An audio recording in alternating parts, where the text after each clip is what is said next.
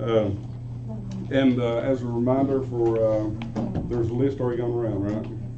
Going around. October 13th on Sunday morning, we'll have a breakfast in here. We usually just set a couple tables, and we'll try to start around 8:45. Dickie will be teaching that Sunday, I'm assuming. So, but usually we do just a very brief, devotion type thing. Well, Dickie's doing it; it'll be 45 minutes, but that's brief for Dickie. So yeah, breakfast will be a working breakfast. So do sign up for that.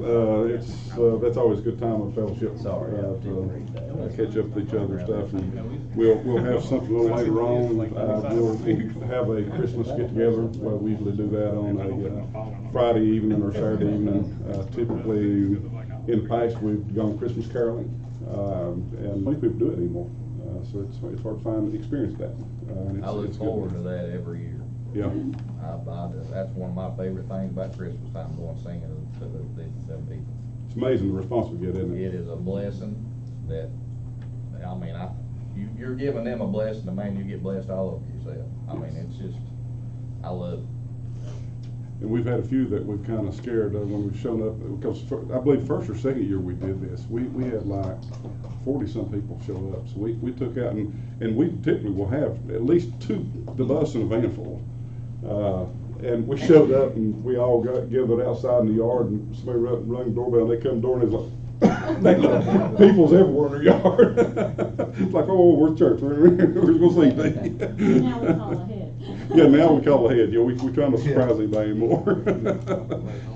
Oh, Lord. And we usually, we've got about 5 or 6 that we try to do. It gives us enough time to do those, and we'll get back here and have some food then, fellowship in a student center or activities building too. And Yes, how many people have we went and sung to that was their last Christmas? yeah. There's been several. Several. Yeah. Yeah, absolutely. And usually around November, I'll get 2 or 3 who call me typically and say, "Are y'all gonna come sing to us this year?" And yeah, we'll be here singing to you this year. And they love it. They love it. And Miss Jenny Houghton, if we go to her house, she always comes out with cookies and stuff like that. So, and you have to eat one before you can leave. She won't just leave it to you, cookie. But they're sweet, very sweet people. Okay, so I'm sorry. One thing, this is kind of trivial, but I'm going to do the breast cancer walk on October 20th. It's on a Sunday at 3 o'clock if anybody would like to join.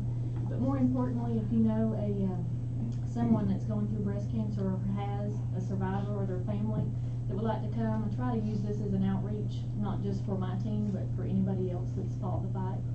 And there's a lot that doesn't have support, so this is a good way to connect with others, and even I get the opportunity to invite them to church. So if y'all are interested, it's Team Boobers and Shakers. Could you say that a little louder? No. We tried to get, I didn't hear that. We tried to get the preacher to announce that, and he just wouldn't do it. I don't know. I'll put it in the email. It's a good time, and we did have some that said they just they needed that time to have someone reach out and talk to them and stuff. But so it's a And good it's in thing. Kingsport this year at the farmers market. Yeah. So I'm assuming the walk will be through downtown, stuff like that. So good walk. One of the, Sunday, October 20th. Yes. I'm sorry, I meant to mention it a while ago in the prayer request. Y'all remember Cameron? There's one of the places where she had that melanoma taken off last year. There's another spot that they showed up pretty close to one of them. Their biopsy is in right now. We don't have the results on it, but y'all remember that? Yeah, absolutely will. Absolutely will. And I'll repeat the date for the cancer walk too. Making Strides Against Cancer, because they may not have heard you online, but it's October 20th, Sunday afternoon. At what time? Making Strides Against Breast Cancer. Making Strides It's Against sponsored Breast by Cancer. American Cancer Society. Yeah. Walk starts at 3. We'll have a Walk tent starts at 3. with our name. Yeah, we've got a banner. We've got t-shirts too. They're cute. And the guys can wear them too. Well, you I have wore a to get the t-shirt last order year. in this week. My supplier's gone on vacation. Everybody loved the t-shirts last year.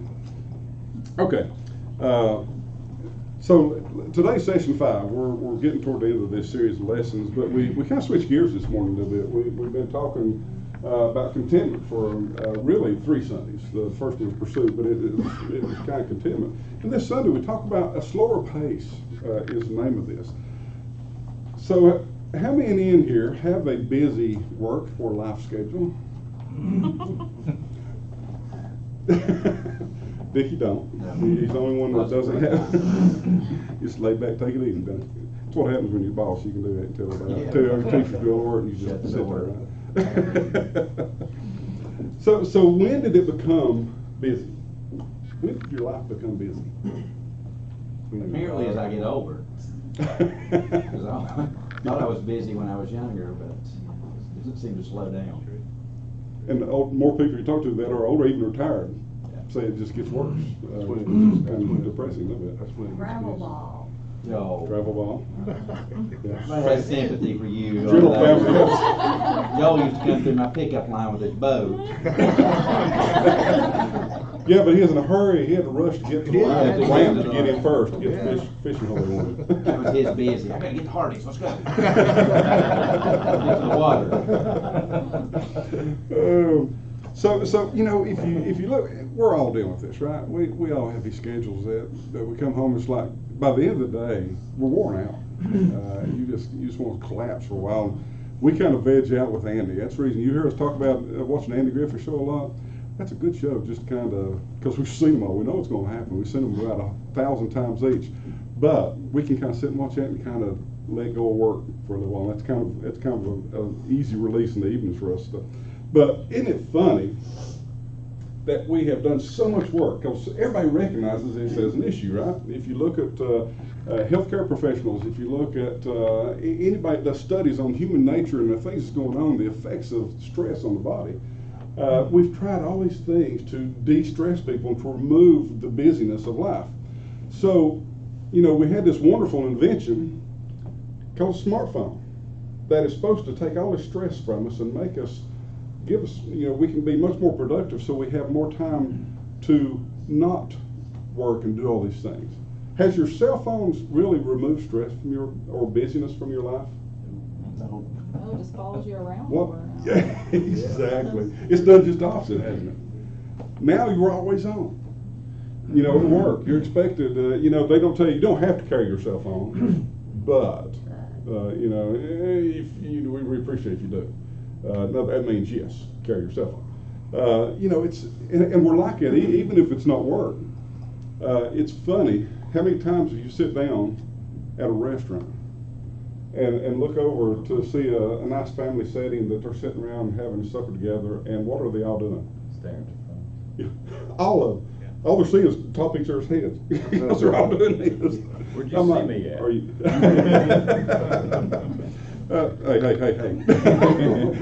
Hey. And one more gadget that makes it good. I just got a call from Dickie.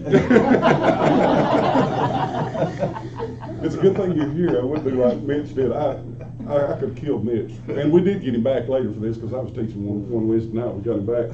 I called him, and I didn't pay attention what time it was. I was at work, and they had just started youth. I called and left a voicemail. No, I'll take it back. I texted him. And I said, hey, I can't be there. Just want to let you know I'm still at work, blah, blah, blah, blah. Out of courtesy. Well, I get my phone blows up with about 80 texts. Now, he said, all right, all kids, I want you to put in this phone number. And they all text me at the same time. I was going bing, bing, bing, bing, bing, bing, like a pinball machine going off. I was trying to silence it real quick. So I did get him back later while he was at the Southern Baptist Convention. We all texted him while he was in the session. So I'm hoping he didn't have it on silent when it went off. But yet again, you know, I mean, the watch. You know, I'm thinking, that's a really good idea. I'll get an Apple Watch so I can see when my calendar stuff is going to make me much more, because, I mean, this is so aggravating to have to reach in my pocket when I can just have all that right here on my wrist. How cool is that? Steps. Do what? It tracks your steps. It tracks my step, all the benefits of having this. And I had found all it has done was add to my stress level, because now every time it vibrates, I go, and it's like this all the time, because you're getting emails pop in, you're getting all that kind of stuff pop in, and you're constantly flipping this thing over to see, and then it don't come up. I'm going to sit there doing this because I haven't figured it all out yet. I'm sure it's a great idea, and it does track steps. And I don't know if I like that either. And sometimes that makes me feel good or bad about how many steps I've taken during the day. But, you know, society has recognized that stress is an issue. And stress comes from the fact that we're so busy a lot of times. And we don't have time to do the things that's important in our life. We get really caught up in things. Something I wanted to share with you, a couple of details I found this week was interesting. Says, this is a study from the University of Lancaster, said researchers discovered that we are now spending 5 hours a day on our mobile phones. 5 hours a day. I'd say that's kind of light. I expect that number to be higher, to be honest with you. And I wonder, I didn't pull it up to see if there was an age difference, because you know, a lot of young people, I think they're on it more than that when you look at them and stuff. May not be. It may be adults that's the worst offenders of this. But if you look at we've become a corporate culture of do more with less, haven't we? We try to be busy. How do we value someone who is busy all the time? What kind of value do we place on them? Is it good? Is it bad? It's favorable. It's favorable. And we've talked about this in some situations I've been in, or some projects I've dealt with at work, where sometimes we're rewarding wrong behavior. We're rewarding somebody to be really busy, doing busy work. So it's in here doing stuff, and you can see, you can measure busy work, can't you? You're producing something. It's on paper. It's on whatever it is. You can see that, and you're producing something that can be measured. It's easy to do. It's hard to measure time when you're thinking. How many of you have think time at work? To actually think about what's coming up next, what you need to do, planning, stuff like that. And I want to ask for a show of hands, but that's extremely important for us, isn't it? We've got to have time to sit back and, you know, we want to be leaders. We want to be doing things in our areas. And I'm kind of relating this to work, but the same thing at home. We've got to plan things. We've got to have time that we can kind of let things go a little bit and step back out of the here and now and kind of think back a little bit about where you've been, where you're going to, and working these plans. One of the other interesting from that same study said your average office worker now receives an average of 121 emails a day. And I read that and I thought, yeah, right, I wish I got 121 emails a day. That would be on low end, that's kind of cool. But we get slammed in so many different ways. We get data thrown at us and thrown at us and thrown at us. And we feel like we need to be busy. When somebody asks you, how you doing? I'm covered up. You're slammed, I'm up against the wall. And that's about the answer we can all give about all the time. We've got so many things going on that cause us to deal with things. And then we get into, how many here are good multitaskers? Okay, everyone you raise your hand are the worst multitaskers in here. The study has shown that the ones who think they're the best are usually the worst multitaskers, which is so funny that that's that way. Because I consider myself to be a good multitasker. I mean, I do it all the time at work. I have to multitask. But it's funny, they did a study, and this is with some judges, so court judges. And they had 60,000 cases and found that those who took more than one case at a time to multitask, to get more cases done, what they actually did was it ended up taking longer than it did if they did the ones who kept doing one case at a time as they went through. And what happens is, if you're like me, I'll have 5 or 6 balls in there at work. I'm doing this and doing that, and I'm multitasking like crazy. But am I finishing any of them? Same thing at home. I think you all would kind of recognize how many jobs do you start at home to finish? I don't know, I haven't really finished it yet, so I'm not sure what that number looks like. But at some point, I will finish all these jobs that I've started. You know, I've got little projects all over the place that are going on. But we get so many things going on that we just can't finish because we've already moved on to the next thing. And sometimes our minds get in that mode, doesn't it? I find myself, and this is something Linda and I were talking about, some of the, recently I had to go through a bunch of tests, thought I was having heart issues and stuff like that. And it turns out what we think, because the test come back good, what we think is related to stress. And what happens is what happened to me, and Lynn and I keep referring back to our vacation we just had as a reset button. We did a reset to say everything's got to stop right now, and let's see where we're at, and try to take care of some of this stuff where, in my mind, I rush to do things that sometimes I don't need to rush to do. I find myself going, if I'm going to the farm even, to go down and do something restful or relaxing, I'm in a hurry to leave the house, and I'm going down the road, and I'm driving down the road, and I'm getting behind slow people, and it's frustrating and stuff, and I'm thinking, why am I in such a hurry? I'm going down here to just chill out for a while. Why am I so tense? And it's because in my mind, I got to get there. I got to get to the next thing. What's the next thing? I got to get there as quick as I can and do that task, whatever it is, and get done with that task as quick as I can, get on to the next task, because we've got so many things backed up in our life. Now, is it easy for us to blame work for that? I do, a lot. But does it stop at work? Does it for most of us? Doesn't. It's just it's a, I don't call it a sickness, but it's a mindset we get in, and we do the same thing in our home life. We become so busy. It's funny. I remember, and Dad and I were actually talking about this weekend. I remember things being at a much slower pace when I was a child. We come home from school, we went outside and played till dark, and come in and did homework from dark till had to go to bed, and that was kind of the day. We didn't watch TV. We only had 3 channels to choose from, really 2 that you could see, one that you could kind of hear and see through the snow. But you know, it wasn't like there was a lot of options there, because it shows I didn't really want to watch anyway, and it was going to be on the news if it was 6 o'clock. So I really didn't want to watch it as a kid.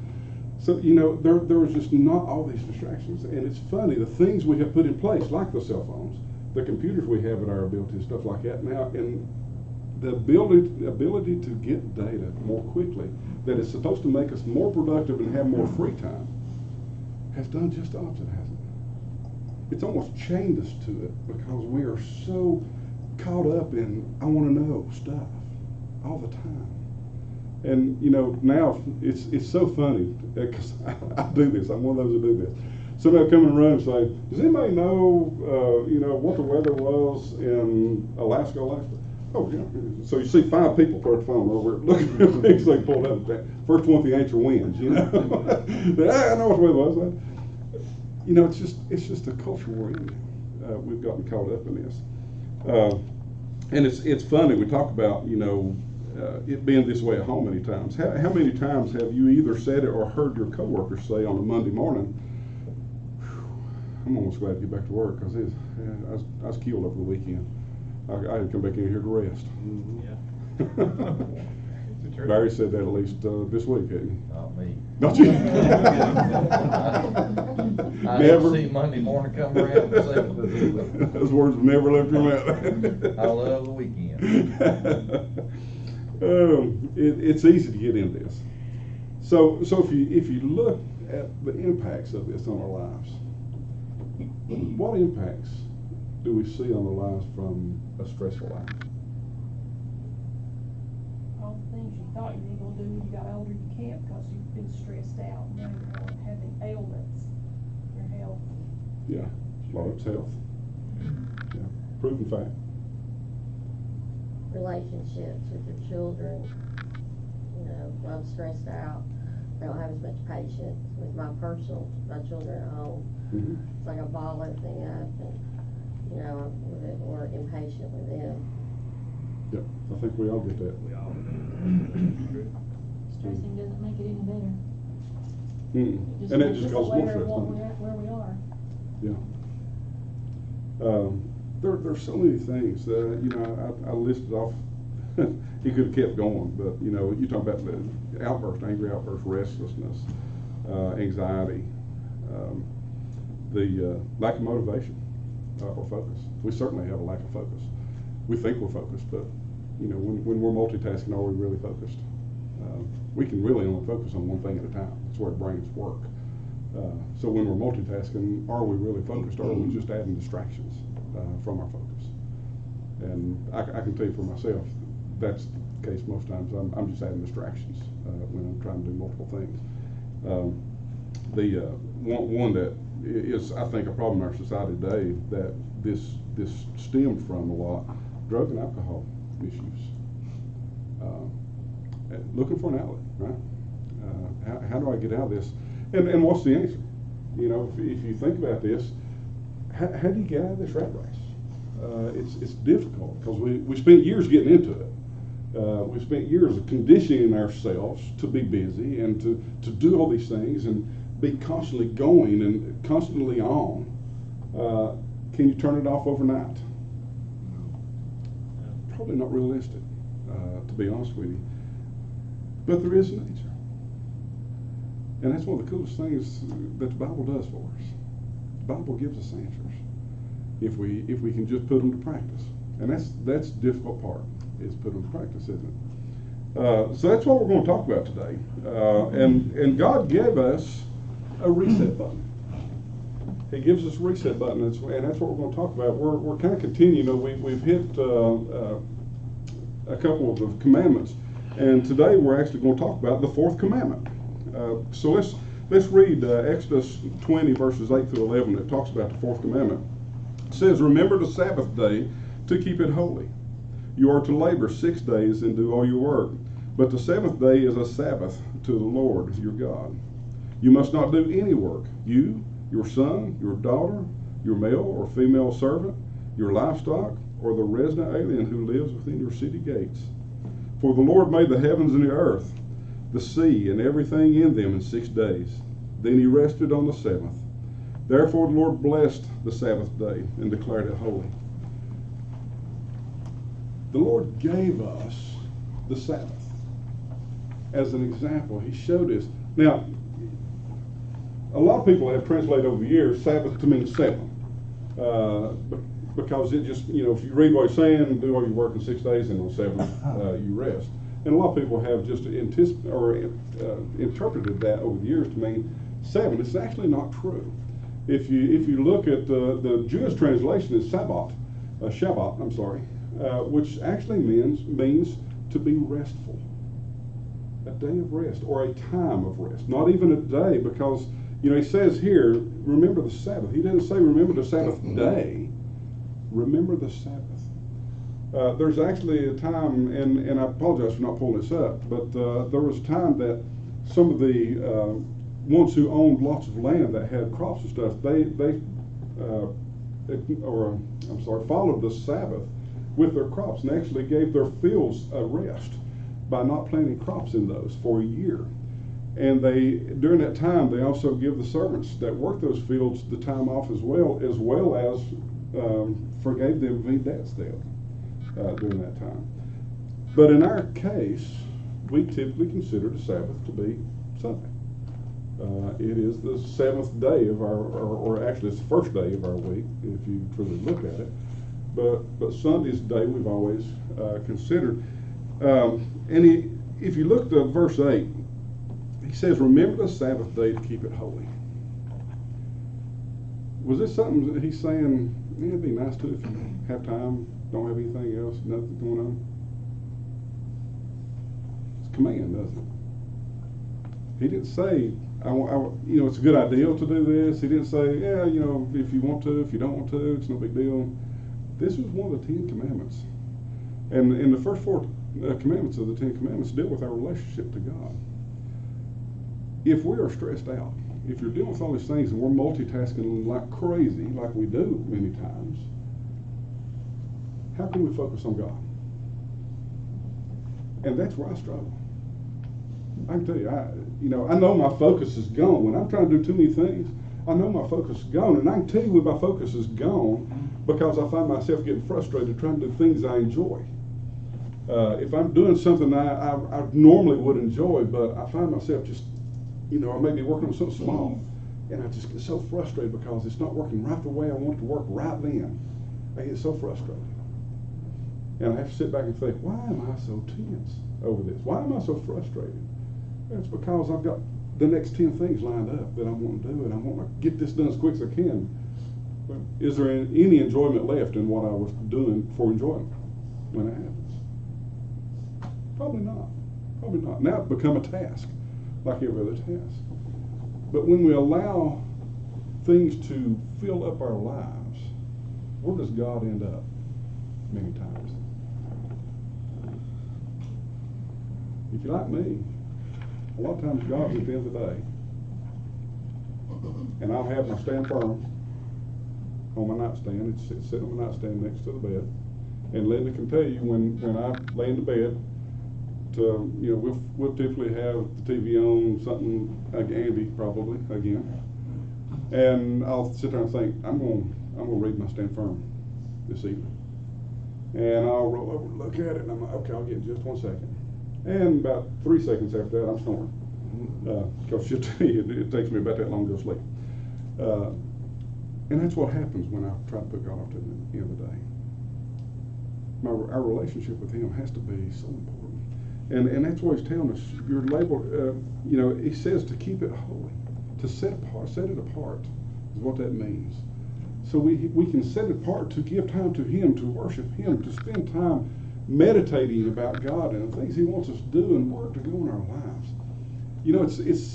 It's so hard for us to listen, isn't it? It's hard for us to listen anytime. Most people, it's proven fact that most people, when they're listening to someone, because listening it's very difficult for most people to do, and I'm one of those. I have to make myself really consciously listen to someone, truly listen to them, because most people are thinking of what when you're listening to someone? Your response. Because we know the answer to all their problems, right? So we're already, as soon as they start talking, we're already formulating. Here's what I'm going to say. Phil, just quit talking. I can really impress them with my knowledge. I'm getting ready to lay it on. And that's just our thought process. Do we do the same thing with God? I tell you I do. Not that I'm going to impress God with any of my thought process, I can tell you that. But we have been conditioned that when we're busy, we're supposed to be busy. So that means we need to be talking. We need to be doing something. And I find myself in my prayer time many times, and you may be the same way. If I'm doing all the talking, and I'm saying, God, I know the model prayer. I'll go through it, and I certainly want to give praise to God for all He's done for me, and for sending His Son for me, and the love He's given me. And then I go through my list of the things that's on my mind, on my heart, and it may be prayers for other people. It may be things going on in my life or in family's life or whatever it may be. And then I'm done. I didn't have any listen time in there. And that's where I find myself at fault many times, is not listening. God's wanting to give us direction. And He certainly gives it to us through His Word. God, through our prayer time, God speaks to us.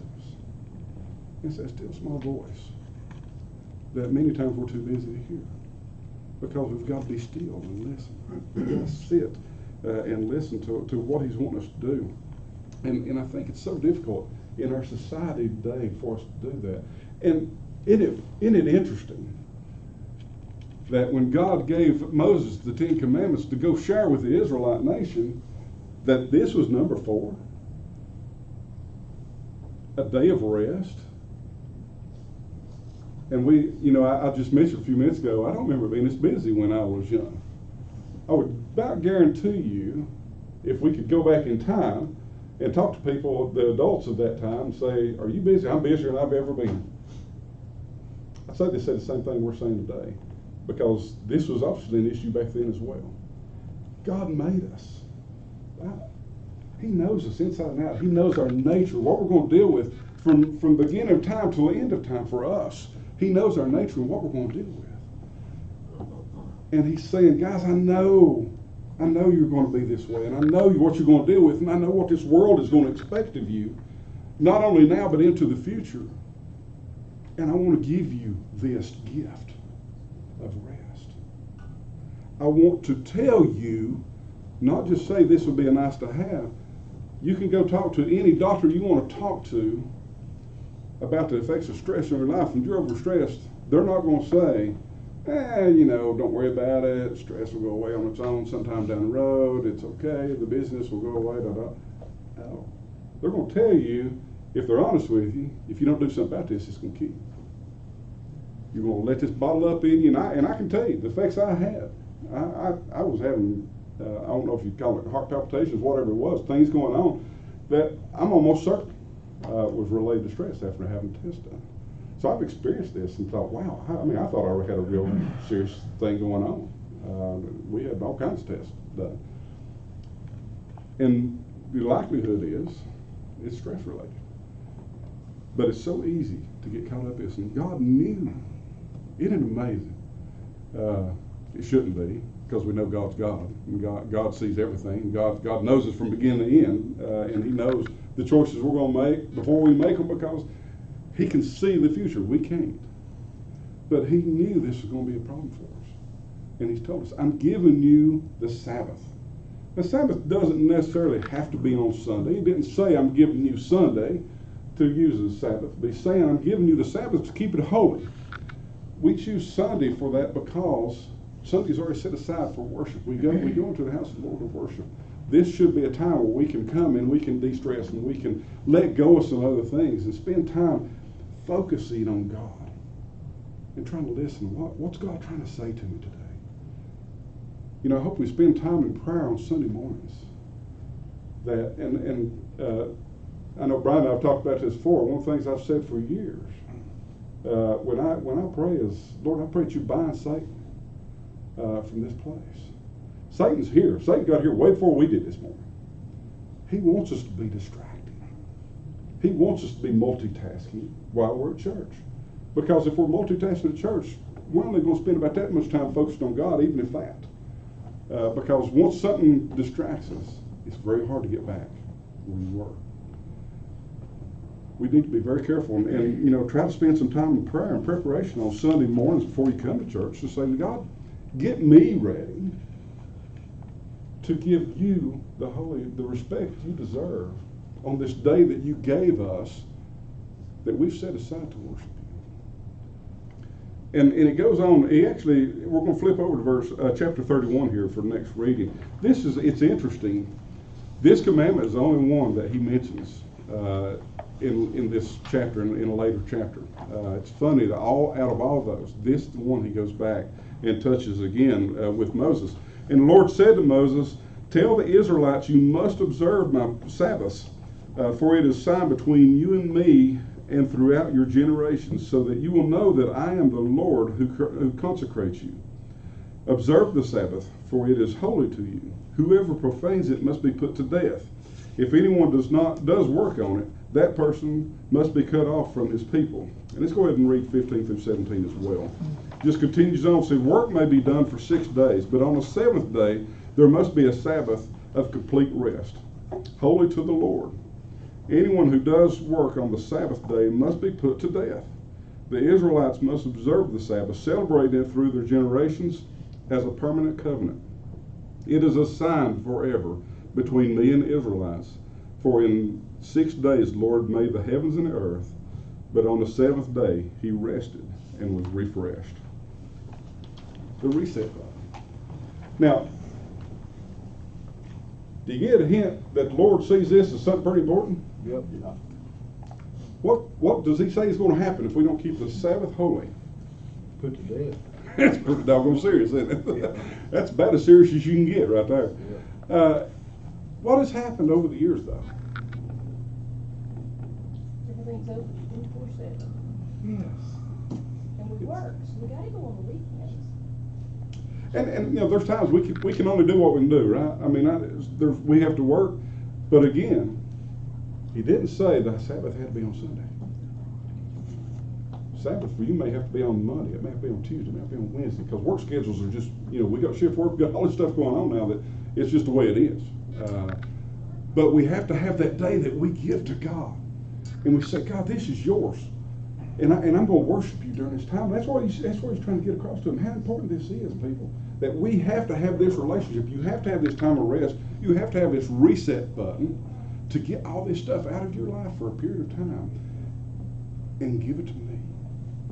Let's worship together. And he's saying he wants this relationship. We're not going to build a relationship with God if we're not giving him time, are we? If we're not focused on him and focused on this relationship and making it better.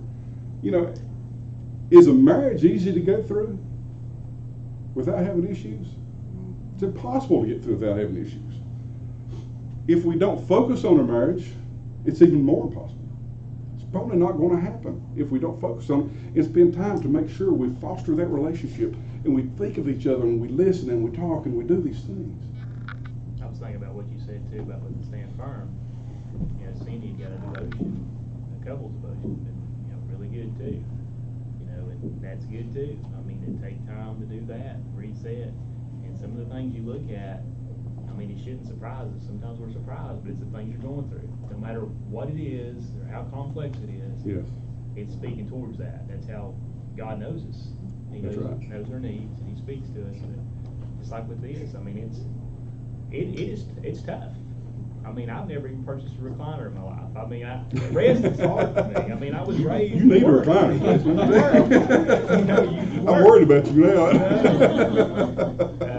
You know, seriously though, I mean, that's kind of the way you're taught, and you do need that reset button. But I mean, you're taught. You know, I know Cindy's the same way. She's like, well, I didn't do this because I didn't have time to do this. I'm like, honey, you don't need to do that. You need to chill out. Just take it easy. But I mean, it's hard to do that. It's hard to just reset. But we need that time to reset and reflect on God. And you're working against your nature though. You're constantly working against that. And you're working against the world's expectations. That's true. The world says your worth is how busy you are. It's true. And that's a hard thing to get past and say, you know what, on Sundays I'm going to try my best. Now I'm not going to sit there and say we're going to stop. Everybody just you need to go home today and not do anything today because we're not going to turn it off overnight. Like I said earlier, we took years to wind up. It'll take us a while to wind back down as well. But we've got to work at it. We've got to start this process. And it kind of stepped on my toes a little bit. I didn't really want to talk about it because it talks about even in the first part. You notice I skipped that. Talk about the sons and daughters and male servants and female servants. For those of us who go out to eat on Sunday, sometimes stuff like that. That kind of hurt my feelings, and I didn't really want to talk about that. So we skipped that part because I'm causing someone else work by going out and doing that. But things have changed over the years. We justify it saying, in my head, I said, well, they're open anyway because everybody else is there. So, all them sinner Christians there, so I'll go too. Since they're already there, they caused it. I did, and I'm just joining on. You're a good influence for them. That's right. That's right. I'm there telling them they should stop coming here while I sit and eat. If we don't talk about things, I mean, everything we talk about right here will hurt your feelings in some way or another. It will. I mean, it will. It will. We're not observing the Sabbath anymore. This reminds me of that Andy Griffin episode where that preacher preaches on this, and then that Sunday they want to get the band back together. That's And they spend the next 3/4 of the day running around, not resting. Mad and frustrated each other. Yep. When I worked at Hardee's, I was in high school, not in this town, but the worst day of work was Sunday because we called it the church crowd would come in, and it was always a huge mess. And I remember taking out the trash, and I was getting ready to put the liner back in the trash can, and they just came and dumped all the food in the trash can with no liner. And I was just so tired, and I just had a bitter feeling in my stomach. I thought, here you are, you just came out of church, and we're working so hard, and you just dumped your trash in a trash can without liner. And it was just that, some were rude, some were just, I thought, man, why don't we, that's not your witness. And when I grew up, when I was on my own, I thought, I'll never do that. I probably had. I will not do that. But I do, I think about sometimes I've gone and I thought, man, I'm doing the same thing. They're crowding up this place, but that was the hardest day. Everybody dreaded Sundays because it was the church crowd. It was a rough time. Yeah, well, they were stressing because they had to get back to church. Yeah. Yeah. Man, I would like to It's like, go to okay, I church want to right trick now. people, I want to trick people badly so I can get back to church. And it's like, yeah, somehow that doesn't work real well, as a good witness. You're exactly right. And you'll talk to, there was an article in the paper, about a year ago, that someone had put in that waits at one of the local restaurants, and they were talking about the same thing, that the Sunday crowds is what they dreaded the most. The church people coming in and the rudeness that they come in with. And, it's amazing to me that we act, and I say we act like that at times. But it's like everything else in life. We talked about the anger, the stuff that we carry because we're so busy, we're so much in a hurry, and do we pass over opportunities to do good for people because we're late for a meeting at church? Or something that's probably a good thing, but we pass over what God may really want us to do on the way to do something that we think is important, or the 5 things that we've put in our life that we think we have to do right now to be successful in our minds. And this is one of those. This just one of those lessons that's a wake-up call for us to help us understand God did give us a reset button. We just choose not to hit it most times. And we forget about this. This is one of those commandments that's easy to kind of pass over. It's like, yeah, God gave us Sabbath. Yeah, we got something. We know that. We're good. The Sabbath was not. It's not another word for Sunday. It's not another word for heaven. It's a word for restfulness. He wants us to have time of rest. He wants us to have time to reflect. And it's not just to rest. It's to rest and focus on Him. And to work on our relationship with Him. And I hope you can find time, even if it's not on a Sunday every time, because there's circumstances that cause that not to be that way. But there's times where we've got to set aside a Sabbath time to spend with God and to focus on Him and to make Him priority over anything else that's going on for this period of time, whatever that is, that we can hit that reset button and understand all these things that were piled up in our queue that we see as really busy. God may help us refocus if we let Him. And we may not like the way He refocuses us because we put this queue together, right? These are things that are important to us. God may say, these things aren't important. Here's what's really important. Here's what I want you to focus on. That's tough to say, I'm willing to give this up to do what God wants me to do. And that's where we got to get to. If we're truly going to have peace and contentment that we've talked about in the last few days, it goes on with this. We've got to have that reset button. We've got to have that day of the Sabbath day or Sabbath time that we can set apart and give it to God and let Him give us that peace that we need going forward. Thank you all for being here this morning. Hope you have a great day.